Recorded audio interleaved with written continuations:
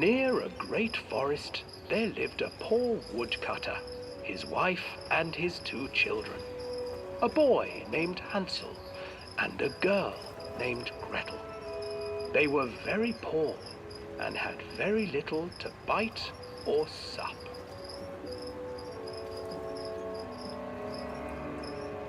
"What will become of us?" the woodcutter asked his wife one night. "I tell you what, husband, we will take the children into the thickest part of the forest tomorrow and abandon them there." "No, my wife, I cannot do that," said the man. "Then we will all 4 starve, you fool." Hansel and Gretel overheard their parents talking, and Gretel began to weep. "Do not fret, Gretel," Hansel said. He crept out of the hut and gathered white stones from the ground to fill his pockets.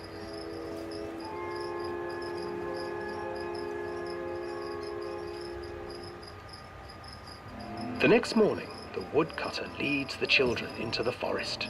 Before they leave, their mother gives them a slice of bread and warns them that they will get no more food that day. Clever Hansel leaves a trail of white stones behind them as they pass into the woods. When their father leaves them, the children wait a while, then follow the trail back to their parents' house. After receiving a thorough scolding from their parents for getting lost in the woods, the children are sent to bed without any supper.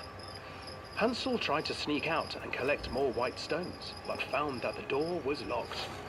"Tomorrow I will take them into the woods myself," the wife told the woodcutter. In the morning, their mother gave them a slice of bread and led them deep into the forest once again.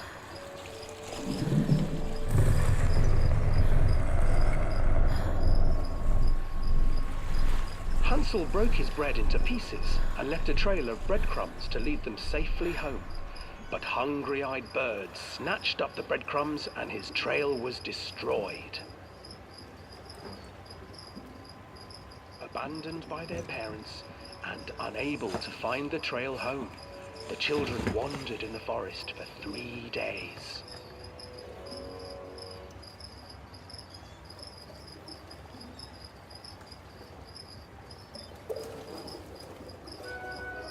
The children stumbled into a clearing with an exceedingly strange house. Its walls were made of gingerbread, and its windows were panes of clear sugar. Hansel, desperately hungry, ran forward and began to nibble on the walls.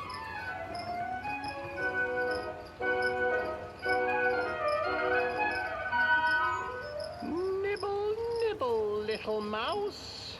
Who is nibbling at my house?"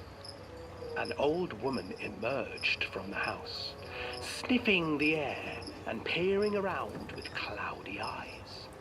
"Oh, you dear children, who brought you here?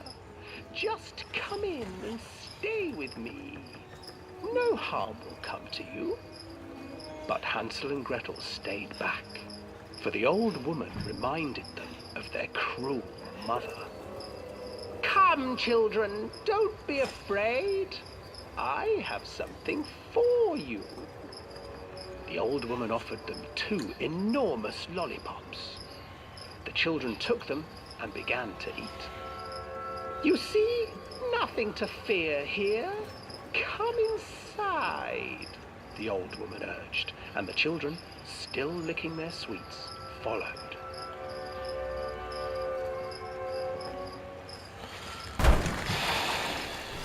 Once inside the house, the old woman changed. She stuffed Hansel into a cage and put Gretel to work, sweeping and cleaning her hut. "Your brother will make a good mouthful," the old witch told Gretel.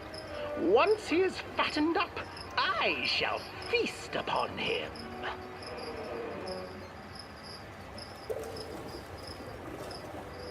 Time passed, and poor Hansel refused to eat, fearing the day that the witch would eat him. The witch, for her part, grew impatient. "Today I will cook and eat your brother, Gretel. Climb inside and light the oven." But Gretel pretended not to understand. I do not know how. Where is the opening?" "Fool," the old witch said. "The opening is here." And she moved to show Gretel. Seizing her courage, brave Gretel gave the witch a shove, and the old crone tumbled forward into the oven. Gretel slid a large iron bolt over the door to the oven. Gretel freed her brother Hansel, and together they lit a fire beneath the oven. And though she screamed and begged, the children sat by the oven until her screams had stilled, and the witch was cooked. And then, because even children can't survive on sweets, they divided up the body of the old witch and ate her.